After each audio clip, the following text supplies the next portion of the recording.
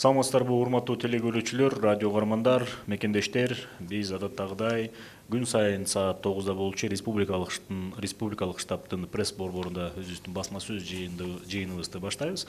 Бүгүн Кыргызстандагы эпидемиологиялык абал кандай жана кандай жаңы оорулар катталдыбы же катталган жокпу, ушул тууралуу бүгүн биздин суроолорго жана маалымат берүү үчүн Кыргыз Республикасынын саламаттык сактоо министрлигинин коомдук саламаттык сактоо башкармалыгынын башчысы Ахматова Айнура Бектургановна бизди түз эфирлерден КТРК телеканалдары аркылуу, ошондой эле ЛТР телеканалы аркылуу, Ош ТВ, Ынтымак ТВ жана ошондой эле радиолор аркылуу Кыргыз радиосу, Биринчи радио, ЛФМ, мындан сырткары Кабар маалымат агенттигинен, социалдык тармактардан дагы, Facebook баракчалардан көрсөңүздөр болот.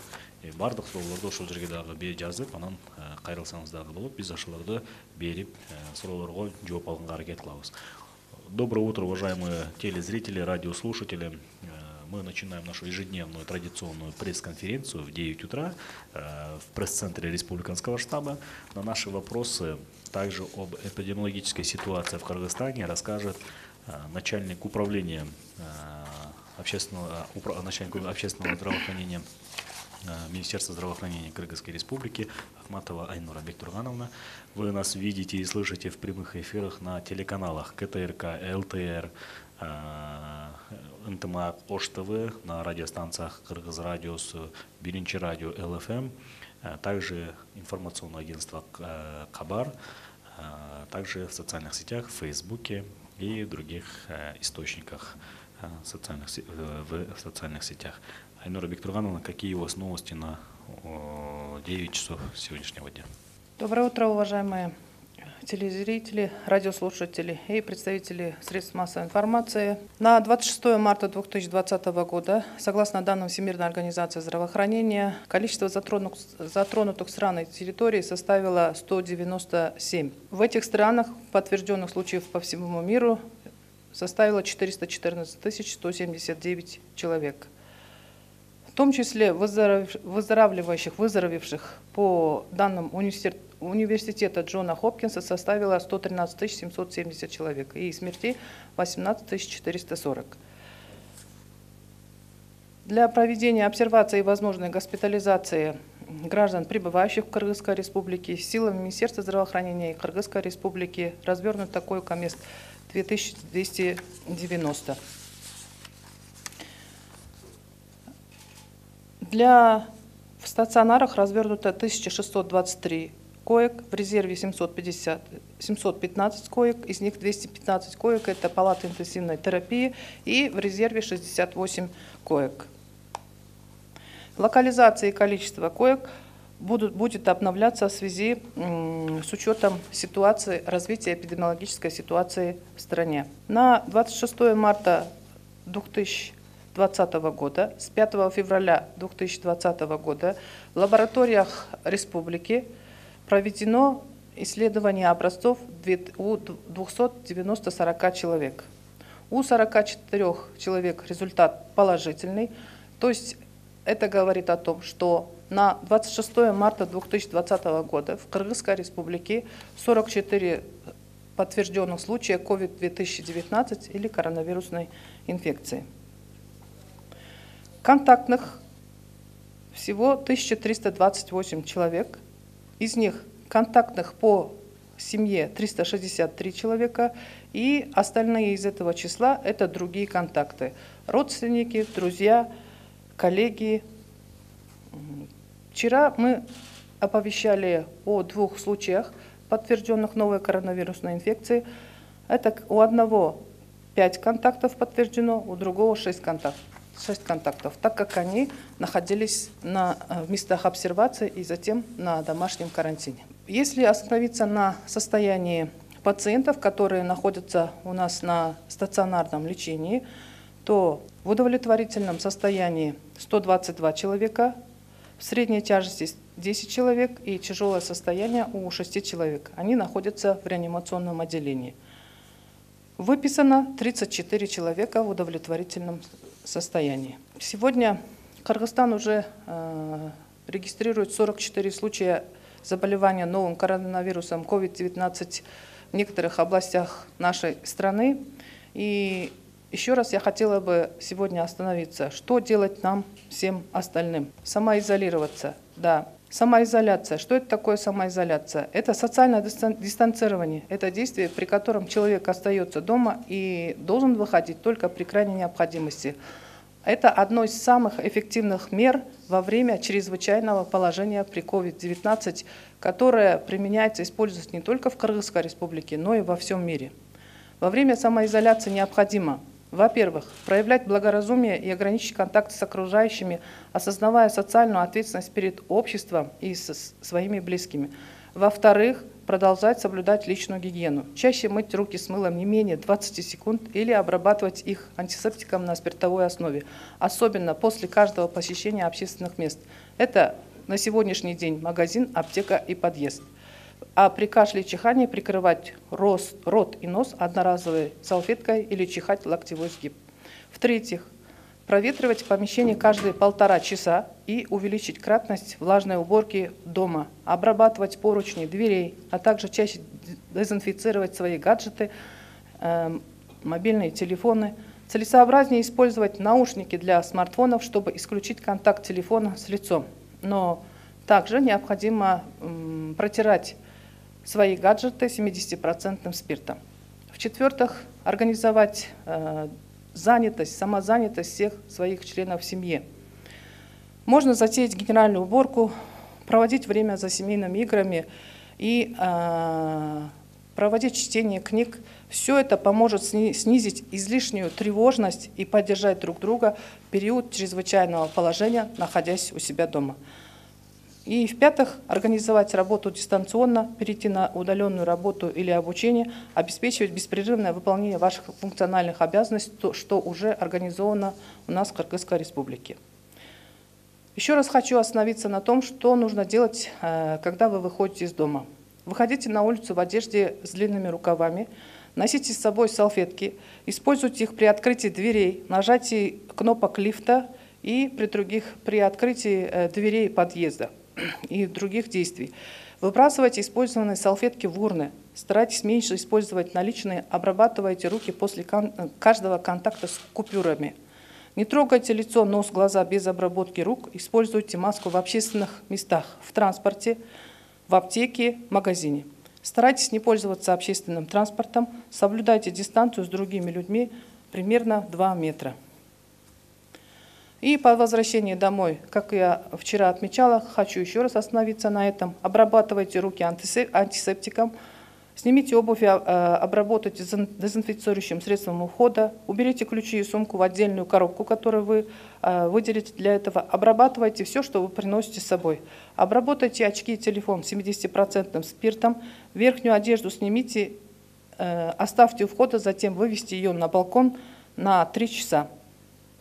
Помойте руки с мылом не менее 20 секунд, примите душ или обработайте все части тела, которые у вас были открыты. Саламатсыздарбы, урматтуу телекөрүүчүлөр, радио угуучулар, массалык маалымат каражаттарынын өкүлдөрү. 26 март 2020 жылы бүткүл дүйнөлүк саламаттык сактоо уюмунун статистикалык цифраларына токтоло кетсем, дүйнө жүзү боюнча 197 өлкө коронавирустук инфекциянын таралышы байкалып жатат. Бул өлкөлөрдө 414.179 учур катталды.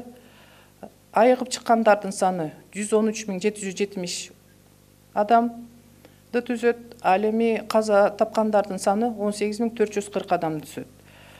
Кыргыз Республикасында Саламаттык сактоо министрлигинин жана өзгөчө кырдаалдар министрлигинин бирге жүргүзгөн иш аракетинин негизинде 2290 койкалардын даярдалган.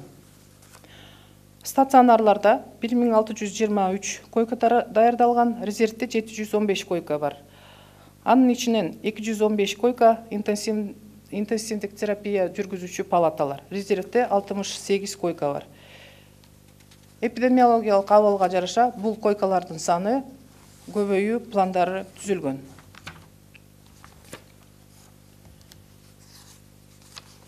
Лабораториялык изилдөөлөр 5 февралдан баштап 26 март 2020 жылга чейин 2940 адамда жүргүзүлүп, бүгүнкү күндө 44 лабораториялык изилдөө тастыкталган.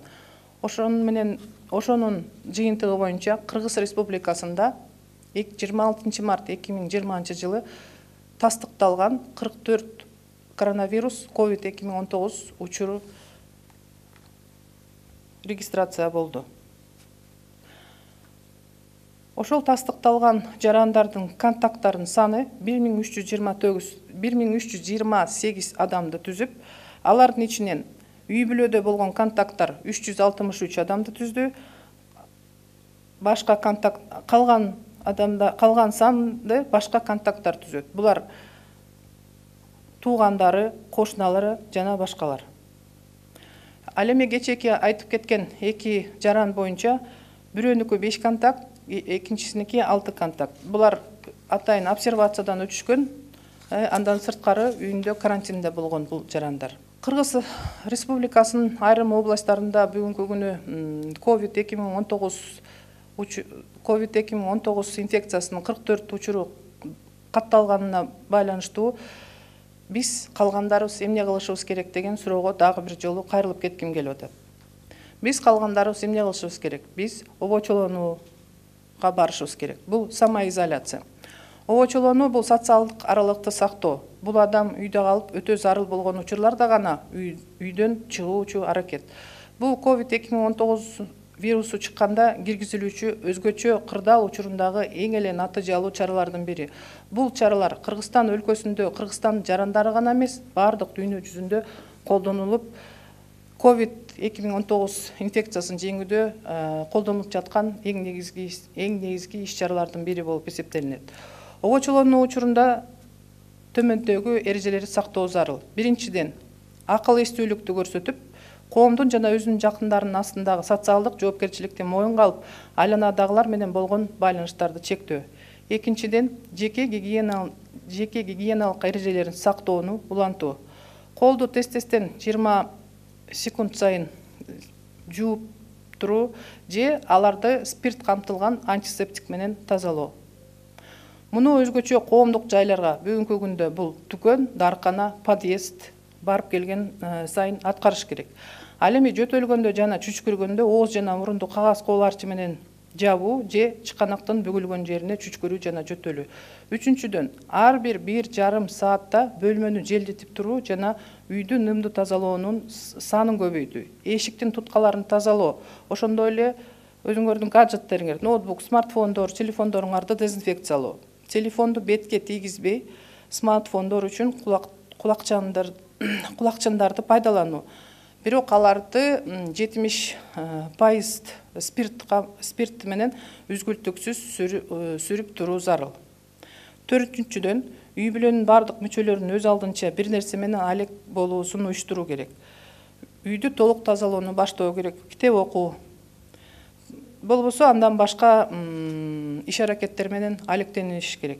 Бул ашыкча кооптонууну азайтууга жана өзгөчө кырдаалдар учурунда бири-бириңерди колдоого жардам берүүчү иш аракеттер. Бешинчиден, өзүңөрдүн функционалдык милдеттериңерди тынымсыз аткарылышын камсыздоо менен жумушту аралыктан аткарууну уюштуруу. Бул иш аракеттердин бардыгы азыр Кыргызстан өлкөсүндө мамлекеттик органдарда, бардык медициналык уюмдардан башка органдарда колдонулуп жатат. Үйдөн чыккан учурда көчөгө жеңдер узун кийим кийип чыккыла. Жаныңарга кагаз кол арчыларды салып жүргүлө. Аларды эшиктерди ачканда, лифттердин баскычтарын басканда жана башка учурда пайдаланууга зарыл. Колдонулган кол арчыларды таштанды челекке ташташ керек, ооздору жабылган таштанды челектерге. Акчаны азыраак кармаганга аракеттенгиле. Купюраларды кармаган сайын колуңарды тазалагыла. Колуңарды тазалабастан бетиңерди, мурунду, көздү кармабагыла. Бет капты коомдук жайларда, бүгүнкү күндөрдө бул дүкөн, уна, дарканада пайдалангыла. Коомдук унааларга түшпөөгө аракеттенгиле. Башка адамдар менен 2 метр аралыкты сактагыла. Үйгө кайтып келгенде колуңарды антисептик менен тазалагыла. Бут кийимди кире беришке чечип, дезинфекциялоочу каражат менен тазалагыла. Ачкычтарды, сумканы кире бериштеги өзүнчө бир кутуча же коробка коюп ошолорго салып жүргөн бардык буюмдарыңарды салып коюп, андан кийин тазалаңыздар. Көз айнеңерди жана телефонду 70% спирт менен тазалаш керек. Сырткы кийимди чечип, кире беришке коюп, андан кийин 3 саатка балконго же болбосо короого жайып коюш керек. Колду 20 секундтан кем эмес убакытта самындап жуугула. Душка жуугула же болбосо дененин ачык жерлеринин бардыгын эшиктен киргенде сөзсүз түрдө жууп тазалап туруш керек. Чоң рахмат Айнура Бектургановна. Анда биз эгерде уруксат этсеңиз суроолорго өтсөңүз, биздин суроолор келген.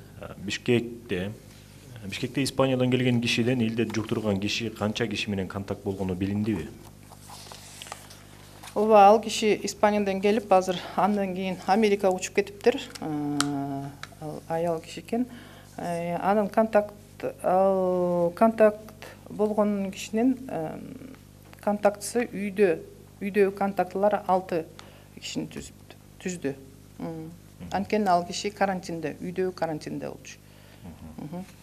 Обсервациядан чыга турган же жана чыгат деген кишилер үйлөрүнө чыккан учурда да карантинди сакташабы? Ооба, сөзсүз түрдө обсервациядан чыгарылган адамдар дагы үйдөгү карантинди сакташы керек, сактайт. Алардын бардыгын ошол обсервациядан чыгарылганда атайын колдоруна выписка деп коет, ошол берилет. Андан сырткары алар үйдө кандай шарттарда үйдөгү карантинди сакташ керек, мына мен мындан мурун белгилеп кеттим, ошонун баары түшүндүрүлөт дагы. Алар үйдө сөзсүз түрдө карантинди сакташ керек. Иммунитетти бекемдөөгө азыркы мезгилде кандай тамактанууну сунуштайсыздар? Албетте, иммунитетти бекемдөө бүгүнкү күндө коронавирус гана эмес, негизи жаз айларында бардыгыбыздын иммунитетибиз басаңдап баштайт. Ошондуктан иммунитетти сактоо үчүн, иммунитетти көтөрүү үчүн биринчи учурда алкоголь ичимдиктерин ичүүнү токтотуш керек. Андан сырткары тамеки чегүүнү азайтыш керек. Албетте, эми баягы тамеки чеккен адамдарды мен бөгүн эле таштап сал деп айткан ойдон алысмын. Андан сырткары витаминдештирилген тамак азыктарын жеш керек.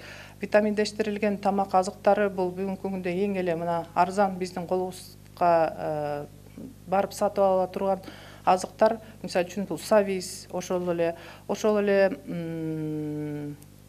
кызылча, алма. Албетте бүгүн жарандар айтышы мүмкүн. Мына баарыбыз үйдө отурабыз, иштерибиз токтоп калды, акча таба албай калдык. Каяктагы витаминди айтып атат, бул Ахматова деп деле сөздөр болушу мүмкүн. Бирок мына савиз, кызылча, андан сырткары бал, андан сырткары үйдө өзүбүз жасаган ысык тамак, мына мунун баарын адамдын иммунитетин сактоого жардам берет. Жашылча, андан сырткары бир күндө тамак ичпей жүрө бербей, мына негизи күнүмдүк күндө студенттер көптөр иштеп, убактысы болбойт, көбүнчө фастфуд менен тамактанышат. Мына ошол фастфуд менен тамактануу дагы иммунитеттин басаңдашына алып келет. Бүгүнкү күндө ошол ысык тамакты ичип, андан сырткары бир күндө 2 литр, 2,5 литр жылуу суу ичиш керек. Муздак эмес, ошол жылуу суудан ичип туруш керек. Чоң рахмат. Коронавирус чарбалык заттарда, телефон, кийим-кечек жана башка ушул сыяктуу буюмдарда канча убакытка чейин өлбөй сакталып турат? Негизинен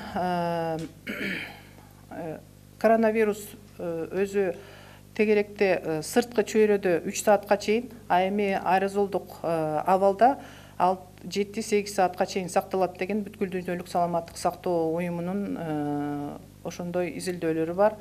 Ошондуктан биз айтып атабыз, негизи сөзсүз түрдө мен жана белгилеп кеткендей өзүңүздөрдүн колдонгон бардык буюмдарыңарды жана 70% спирт менен сүртүп турушуңуздар керек деп.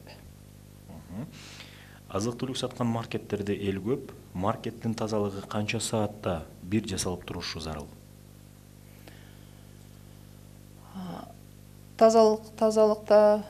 Тазалыгы жөнүндө айтып атат, тазалыгы.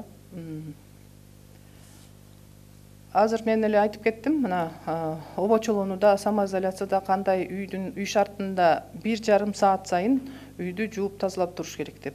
Мына ошондой эле ошол маркеттерде, дүкөндөрдө сөзсүз түрдө 1,5 саатта жууп тазалоо иштери жүргүзүлүп туруш керек. Андан сырткары ал жерлерде атайын санитайзерлер болуш керек. Дүкөнчүлөр сөзсүз түрдө перчатка менен соода кылыш, акчаны берип туруш керек. Өздөрү дагы перчатка менен соода кылыш керек майда дүкөндөрдө. Андан сырткары абаны тазалоочу атайын шаймандар болуш керек. Ошол тазалоо иштеринде сөзсүз түрдө мына биз санитардык көрсөтмөлөрдү бергенбиз. Ошол дүкөндөрдүн бардыгында дезинфекциялоо каражаттары колдонулуш керек. Центральноазиатское бюро аналитической журналистики Кабаразия Асель Сооронбаева. Как проходит лечение носителей коронавируса и что она из себя представляет? Да, вчера уже задавали этот вопрос. Чем отличается лечение носителей коронавируса и тех пациентов, которые находятся в стационарах на лечении? Носительство, оно может пройти бессимптомно и не может принести никакого вреда человеку, который является носителем. И если у данного человека хороший иммунитет, и он может пройти для данного человека без всяких осложнений и без всяких последствий. Если действительно у человека слабый иммунитет, и в соответствии с этим у него на 5-6 день, как мы видим, появляются признаки данного заболевания. Кашель, температура, боль в горле, да, озноб. И по этим симптомам мы госпитализируем в стационары. И какое оборудование есть на сегодня? Ну, я так понял, это вот ИВЛ, наверное. Да, как мы все время отмечаем, коронавирусная инфекция – это вирусная инфекция. И лечение здесь симптоматическое. В зависимости от течения, это развитие этого заражения у человека, поэтому лечение симптоматическое. Этиопатогенетического лечения нету. А если есть сопутствующие заболевания, то, конечно, идет и лечение, направленное на эти сопутствующие заболевания. И для проведения интенсивной терапии в случае необходимости, да, применяется аппарат искусственной вентиляции легких и другое оборудование. На сегодняшний день у нас более 600 аппаратов искусственной вентиляции легких. Также в Республиканской клинико-инфекционную больницу наши международные организации поставили 2 аппарата искусственной вентиляции легких в помощь. Какова проектная мощность для заболевших, то есть сколько всего людей вы можете лечить одновременно? Сегодня, как я уже отметила, для того, чтобы в соответствии с ситуацией, в соответствии с количеством подтвержденных случаев у нас в стране, развернуто 1623 коек, в резерве 715, и из них 215 коек – это палаты интенсивной терапии, и в резерве у нас 68 коек. Ну и с учетом развития эпидемиологической ситуации в мире, локализация и количество этих коек, конечно же, будет обновляться и развертываться на всех региональных уровнях. Азаттык радиосунун баяндамачысы Бакыт Асанов. COVID-19 вирусуна каршы күрөштү күчөтүү максатында Кыргызстан кайсы өлкөлөргө көмөк сурап кайрылды жана бүгүнкү күндө эмне жардамга муктаж болууда? Как отмечают все средства массовой информации по обращениям граждан, да, и мы все видим и слышим, каждый день задаются вопросы, что у нас недостаточное количество масок, средств индивидуальной защиты. И вот сегодня на границе Китайской Республики с Кыргызской Республикой, на Торугарте, Китайская Республика оказала гуманитарную помощь. И с Китайской Республики сегодня пришли маски, средства индивидуальной защиты для населения Кыргызской Республики. Бул Россиялык маалымат каражаттары Кыргызстан Россияга 100 000 тест систем, 300 ЭВЛ аппарат, 200 стационарный и 300 портативный тепловизор, 20 000 үй карантиндеги адамдарды көзөмөлдөө үчүн электрондук браслет, 10 000 биологиялык коргоо костюмун сураганын жазды. Бул чынбы? Россиянын массалык маалымат каражаттары жазып чыкты дейби? Мен негизи бизге Россия Федерациясы мына COVID 2019 учурлары дүйнө жүзүндө регистрация болуп баштаганда баштап Россия өлкөсүнө биз атайын ПЦР тест системаларын алып атабыз. Россия өлкөсүнө негизи ыраазычылык билдирип кетишибиз керек. Алар ошо эң биринчи эле ПЦР системаларды Россия өлкөсү бизге берип келип атат. Ооба биз кайрылып атабыз Россия өлкөсүнө бизге атайын реактивтерди, реагенттерди берсеңиздер колдон келишинче деп.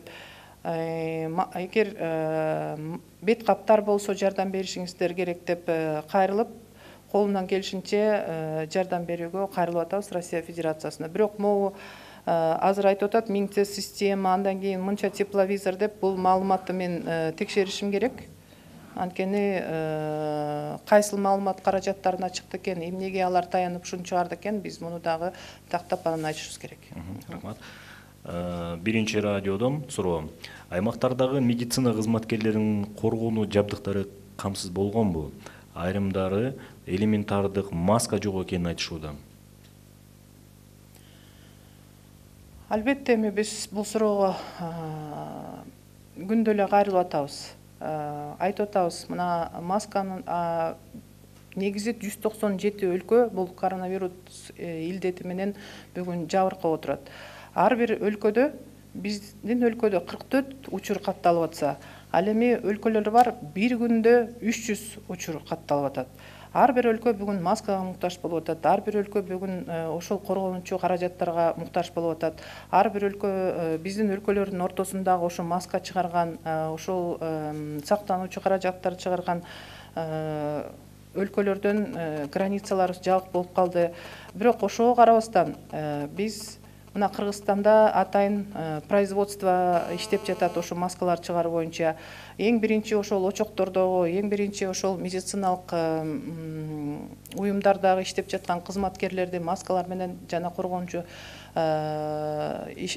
каражаттар менен камсыз кылалы деген аракетти жүргүзүп атабыз.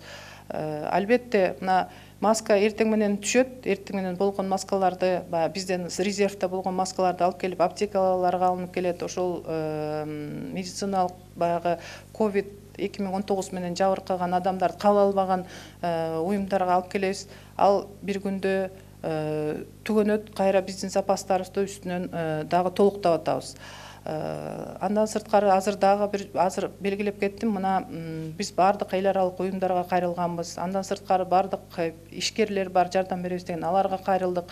Ошондуктан мына акыркы жолу Өзбекстандан биринчи 23-үндө 1200 коргонуучу каражат алып келдик. Аны Ош, Жалал Абад, Баткен областтарына тараттык. Андан сырткары дагы 1650 кечээ мына дагы коргонуучу каражат алынып келди. Ошентип улам баягы каражаттарды алып келип бардыгын камсыз кылууга аракеттердин бардыгын жасап атабыз. Мына жаңы эле айтып кеттим, Кытай өлкөсүнөн дагы көчө түнүчүндө атайын гуманитардык жардам келди. Ал жерде дагы ошол бет каптар, андан сырткары коргонуучу костюмдар жана башка каражаттар келди.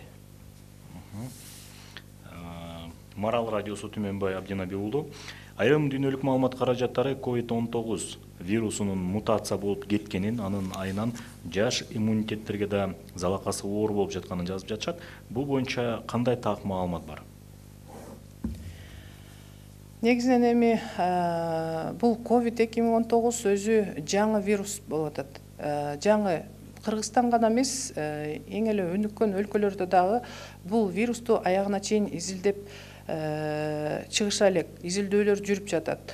Ошол бүткүл дүйнөлүк саламаттык сактоо уюмунда дагы көп изилдөөлөр жүрүп, бул вирус өзүн кандай алып барат, кандай мутацияга берилет, кандай өзгөчөлүктөрү бар деп күндө изилдөөлөр жүрүп жатат. бардык өлкөлөр азыр ошол ооруп калган адамдарды дарылоого багытталып, андан сырткары окумуштуулар кандай мутация болуш керек, балдарга кандай зыян тиет, андан сырткары жаш өспүрүмдөргө кандай тийиши мүмкүн, аялдарга, эркектерге, кары картаңдарга кандай зыян тийиши мүмкүн деп бүгүнкү күндө өзүңүздөр уккандай мына негизги эң эле көп зыян тийгизген бул 60 жаштан өйдө жарандарга зыяны көбүрөөк тиет деген мына изилдөөлөр бар. Ал эми ошол суроо берип кеткен журналист айткандай, бүгүнкү күндө ошол мутация болгондон кээ бир өлкөлөрдө жаш балдарга дагы азыр бул вирус чугуп, алар дагы оорушу каттала баштады. Бирок биздин өлкөдөгү биз белгилеп кеткен 1 жашка чейинки, андан кийин 6 жаштагы, андан кийин 14 жаштагы балдардын вирус тастыкталган, бирок булардын абалы канааттандырарлык. Медициналык кызматкерлерге ыктыярдуу жарандар кандай жардам бере алат? Жардам берүүнү каалагандар кимге кайрыла алат? Речь о добровольцах. Алар кайрылса болот. Мына биздин саламаттык сактоо министрлигинин оперативдик штабы бар, андан сырткары республикалык штаб бар. Ошол штабтарга кайрылып, болбосо ар бир жерлерде Жалал Абад областында, Ош областында, Ысык Көл областында, Нарын областтарында атайын штабтар бар. Эгер ошол жерлердеги медициналык кызматкерлерге болобу, очоктордо иштеп жаткан башка министрликтин өкүлдөрүнө жардам беребиз десе, жерлердеги штабтарга кайрылса болот. Бишкек шаарында ошо саламаттык сактоо министрлигинин ичинде штаб бар, анан республикалык штаб бар. Ошол жерлерге кайрылса, кайсыл региондор кандай жардамга муктаж, биз айтып беребиз. Казакстанда коронавируска кабылган 2 жаран сакайды. Бизде бул жаатта кандай жылыштар бар? Реанимацияда жаткан жаран боюнча гана так маалымат айтылып жатат. Калгандары боюнча эмне айта аласыз? Бүгүнкү күндө ооруканадан өзүн жакшы сезип, канааттандырарлык абалда болгондугу үчүн 34 жаран ооруканалардан үйлөрүнө чыгып кетти. 122 адамдын абалы канааттандырарлык. Ал эми оор абалда азыр 6 жаран. Средней тяжести, состояние средней тяжести 10 жаран. Мына өзүбүз көрүп атабыз, 34 жаран чыгып кетти. Буларда коронавирус дагы тастыкталган эмес, бирок баягы ОРВИ жана грипп симптомдору менен булар жаткызылган, дарылоо процесстери өтүп, өзүн жакшы сезип чыгып кетишти. 122 жаран өзүн жакшы сезип жатат. Буларда коронавирус тастыкталган жок. Бул жерден дагы Расул Мурат, Барометр маалымат агенттигинин кыргыз бөлүмү редактору суроо берип атат. Чет жактагы канча кыргызстандыктардан коронавирус аныкталды? Чет жактар деп Чет мамлекет. Чет мамлекеттерде канча аныкталды? Кыргызстандык жарандардан да. Есть ли граждане Кыргызстана, которые заразились за пределами Кыргызстана? Бул кыргызстандык жарандар боюнча эгер бардык өлкөлөр кызыктырса бул жаранды, анан саат 3-төгү пресс-конференцияда мен дагы айтып кетейин, бардык өлкөлөр боюнча, биттен ошол 197 өлкө боюнча бардыгы боюнча сурап атат го. Анда анан саат 3-төгү пресс-конференцияда мен бүткүл дүйнөлүк саламаттык сактоо менен байланыштырып туруп анан айтып кетем.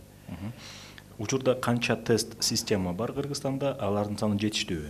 Кыргызстанда тест системаларынын саны жетиштүү. Ооба, албетте баягы жаңы тест система жок кезде, тест системалар Кытай өлкөсүндө гана бар кезде, анан Россия Федерациясында гана иштелип чыкканда, албетте алардын саны жетишсиз болгон.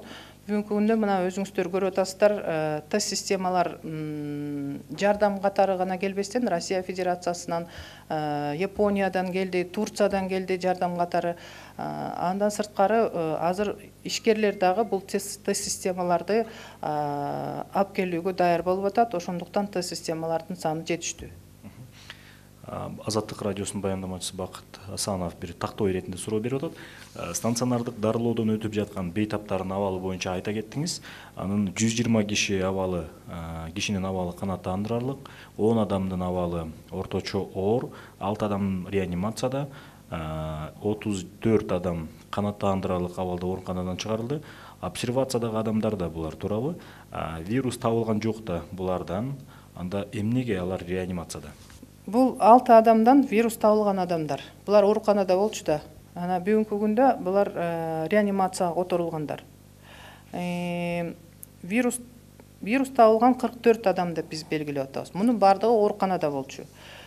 Кечээ экөө кошулду. Ага чейинки ооруканада жаткан дарылануучулардын арасынан бирөө реанимацияда болчу. Мына азыр эми 5өө кечээден бери которулуп дарыланып жатышат. 122 адам деп атпайбызбы, өздөрүн канааттандырарлык деп. Эң биринчи учурларда баягы буларда симптомдор пайда болгондо температура, жөтөл, тамак ичишканда обсервациядагы болгон адамдар болобу, же болбосо үйдө карантинде болгон адамдар болобу, баягы коопсуздануу менен буларды госпитализацияга алынган. Анан лабораториялык изилдөөлөр жүргүзгөндөн кийин, клиникалык изилдөөлөр жүргүзгөндөн кийин врачтар лабораториялык изилдөөлөр бир жолу гана эмес, 2 жолу, керектүү учурларда 3 жолу өткөзүлүп, ошо коронавирус барбы жокпу тастыктап, андан сырткары алардын симптомдору, ОРВИ, грипп симптомдору кеткенден кийин мына булар чыгып жатат. Также уточняющий вопрос от корреспондента Азаттык, русской редакции. Говоря о пациентах на стационарном лечении, вы отметили, что 120 человек находится так. Ну, это, в принципе, уже тот вопрос, да, ранее было задано. И вот вопрос от барометр KG, Расул Мурат. Коңшу мамлекеттер менен орну дарылоо, аныктоо жаатында кандай кызматташуулар болуп жатат? Коңшу мамлекеттер менен эми атайын мына бизде сөзсүз түрдө Россия Федерациясы болобу, Казакстан, Узбекистан, андан сырткары Кытай өлкөлөрү менен ушул дарылоо ыкмаларында кандай өзгөчөлүктөр болду, же болбосо коронавирусту дарылоодо кандай өзгөчөлүктөрдү колдондуңуздар, же болбосо бир өзгөчө дары-дармектер менен колдонуш керекпи деген суроолор менен албетте биз аларга кайрылып атабыз. Албетте алардан сөзсүз түрдө алардын тажрыйбасын колдонуу боюнча мына бир жумада бир жолу Россия Федерациясы менен же болбосо Казакстан менен Евразиялык экономикалык биримдиктин өкүлдөрү менен ар бир учурда онлайн байланышка чыгып ошол дарылоо ыкмалары боюнча сөзсүз түрдө опыт алмашылып турат. Анан мына биринчи күнү Япония өлкөсүнүн элчилери, Кыргызстан Япония өлкөсүндөгү элчилерине кайрылып, алар дагы мына атайын телемост уюштуруп, ушул жуманын аягында 5-чи күнү же 6-чы күнү деп, эгер сиздерге ошол дарылоо ыкмалары болобу, болбосо ошол өлкөдө жүргүзүлүүчү атайын эпидемиологик иш-чаралардын өзгөчөлүктөрү болобу, ошол боюнча опыт алмашууга мына телемост жүргүзөлү деп, ал боюнча да сүйлөшүүлөр жүргүзүлүп жатат. Кытайдан дарыгерлер келе турган айтылды эле, ал жактан канча дарыгер качан келет? Бүгүнкү күндө эми биздин дарыгерлер өздөрү дарылоо иш-чараларын жүргүзүп жатат. Кытай дарыгерлеринин азыркы убакта, мына азыркы күндө бүгүн же эртең келүү муктаждыгы жок. Эгерде алар менен сүйлөшүүлөр жүргүзүлдү, эгер ошондой муктаждык болсо, аларды келүүгө ошол Кытай Республикасынын Ден соолук комитети менен сүйлөшүү жүргүзүлүп, анда алар келишет. Бүгүнкү күндө андай муктаждык жок.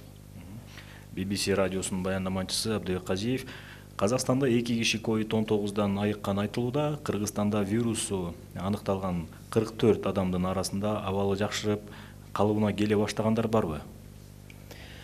Негизинен 44 адамдын ичинен мына 16 адамдан сырткары бардыгы абалы канааттандырарлык. Экинчи суроо: көп өлкөлөрдөгү тажрыйбаны эске алып, азык-түлүк саткан дүкөн, гипермаркеттерде иштегендердин баарына милдеттүү түрдө колгап кийгизүүгө мүмкүнбү? Ошол эле мисалы биздеги Бишкек шаарындагы ири гипермаркеттерди эске алса болот. Албетте бул санитардык көрсөтмөлөр берилген, ошол маркеттердин, ошол тамак аш саткан дүкөндөрдүн ишкерлерине сөзсүз түрдө мындай санитардык көрсөтмөлөр берилген. Аларда иштеген дүкөнчүлөрдүн бардыгына милдеттүү түрдө колгоп кийгизиңиздер деп. Эгер ошондой фактылар болсо, сиздер да бизге айтып койсоңуздар, ошол биздин эпидемиологдор, санитардык врачтар дагы баягы башка эпидемиолог иш-аракеттер менен алектенип, күнүгө бул контролду, текшерүүнү жүргүзүүгө мүмкүнчүлүгү болбой калып атат. Бирок сиз айткан маалымат боюнча дагы бир жолу биз ошол дүкөндөрдө дүкөнчүлөрдүн колгоп кийген, кийбегендигин контролго алабыз.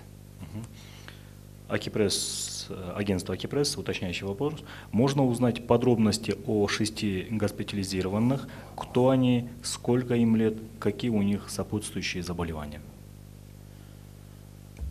Это граждане разного возраста, от 30 и до 70 лет. Вот один мужчина, да, пожилой, от 30 до 70 лет. На сегодняшний день проводятся все необходимые мероприятия для того, чтобы они смогли вылечиться и смогли вернуться домой. Информационное агентство Акипресс, Назигуль Джусупова. На 26 марта сколько граждан Кыргызстана, находящихся за рубежом, заражены коронавирусом? Назовите страны и количество человек в каждой. Ну, мы на этот вопрос, наверное, ответили. Назигуль Джусупова опять. Сколько граждан находятся на домашнем карантине? Выявленные зараженные коронавирусом находились в обсервационных зонах или на домашнем карантине? Она имеет в виду, наверное, все 44 Да. граждане, да? Да, среди них есть и те граждане, которые находились в обсервации, и среди них есть контактные. В основном это граждане, которые посещали Малый хадж Умра, и их контактные в семье. Есть ли тенденция к излечению у заболевших граждан? У скольки граждан отмечается положительный процесс? На сегодняшний день состояние у них стабильное. У 44 подтвержденных, 16 находятся в состоянии средней тяжести, в тяжелом состоянии. И оставшиеся граждане, конечно, есть тенденция к выздоровлению.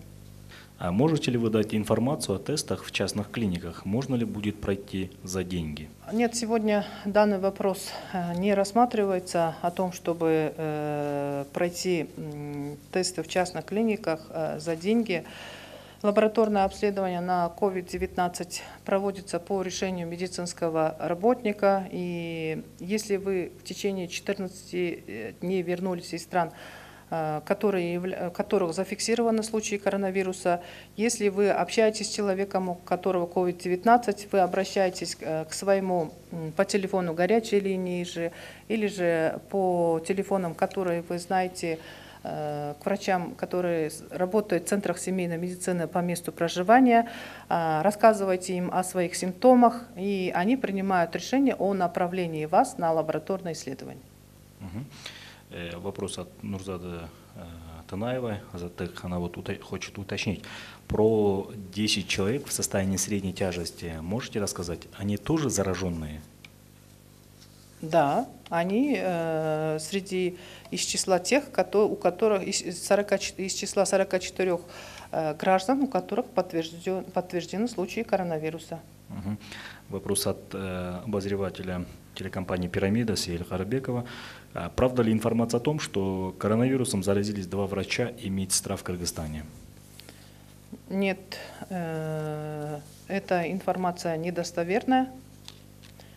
У наших врачей и медицинских работников подтвержденных случаев коронавируса не зарегистрировано. Вопрос от обозревателя Биринчи радио Салтанат Калдыбаевой. Бардыгы эле үйдө тигилген маскаларды алып жатышат. Баасы ар кандай. Негизи колдон алган маскаларды обработкага салыш керекпи? Эми негизи биз айтып элатабыз, колдон алган маскаларды колдон келишинче колдонбоңуздар. Мына азыр баарыңыздар үйдө карантиндесиздер. Үйдө карантинде болуп атасыздар. Үйдө карантинде жана мен башында белгилеп кеткен сөзсүз түрдө айтылып жаткан гана иш-аракеттерди сактасаңыздар, бул бизди ошол коронавирустан сактайт. Масканы кайсыл учурда, бет капты кайсыл учурда кийиш керек деп атабыз. Бул баягы эшикке азыр дүкөнгө барганда гана коомдук транспортка түшүп, балким сиз дагы бир муктаждык болуп калса барып келгенде ошол учурларда гана ошол маскаларды тагыныш керек. Бирок муктаждык болуп ошол колдон сатып алган маскаларды колдонуп алсаңыздар, ал маскаларды албетте жанагы марльден тигилген маскалар сатылып атат. Аларды жууш керек, сөзсүз түрдө үтүктөш керек. Бирок биз колдонууга эч кандай сунуш бербейбиз аларды колдонууга. Ала то 24 студиясынын баяндамачысы Айжан Омолдошова суроо берүүдө.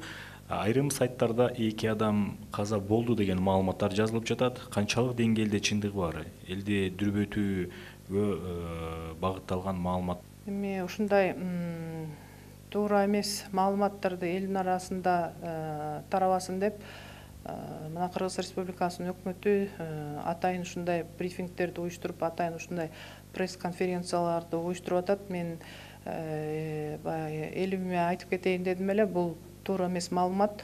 Ошондуктан сиздер мындай маалыматтарга колдон келишинче таянбаңыздар. Бул туура эмес маалымат. Айнура Бектурганова, чоң рахмат. Бизге баардык суроолорду окуганга жетиштик. Анын урматтуу кесиптештер, урматтуу массалык маалымат каражаттарынын өкүлдөрү, айрым эмелер массалык маалымат каражаттарынын суроолорун дагы окуган жокмун, анткени көбүнчө суроолордун баары кайталанып аткан экен. Ошондон улам биз баарын бириктирип эле, ошо 2-3 суроо келсе, ошону бириктирип эле бир суроого берүүбүз. Эгерде мүмкүн болсо, ушул эле биздин маалымат жыйынынын записи десек болот, кайталоосу ошо биздин Facebook баракчасында, ошондой эле YouTube, ЛТРдин YouTube каналында да сакталат. Ошол жерден дагы тактап, ошол жерден дагы бир суроо окусаңыздар болот. Анткени ошол эле сиздер берген суроого жооптор ошол жерде камтылган. Анан дагы бир жолу кайрылып кетет элек, ошо биздин Айнура Бектурганова айткандай эле, туура маалыматтарды ушул басма сөз жыйын убагында ошол жерден алып, ошону пайдалансаңыздар, жанагындай чагымчыл, жанагындай элди дүрбөткөнгө алып келген жанагындай жаңылыктарга ишенбей, анын булагын аныктап, ошол кайсыл маалымат булактарынан алынды, каяктан алынды деп, анан ошо расмий маалымат сайттарынан, расмий булактардан тактап, ошону экөөнү салыштырып, анан ошондон бир тыянак чыгарсаңыздар деген бир өтүнүч.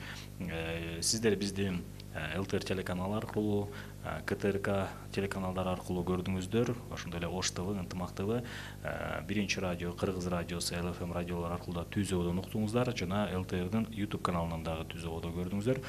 Мындан сырткары социалдык баракчалардан, Facebooktан, Кыргыз өкмөтү, социальное правительство баракчаларынан көрүп, өзүңөрдүн суроолоруңарга жооп ала алдыңыздар. Чоң рахмат.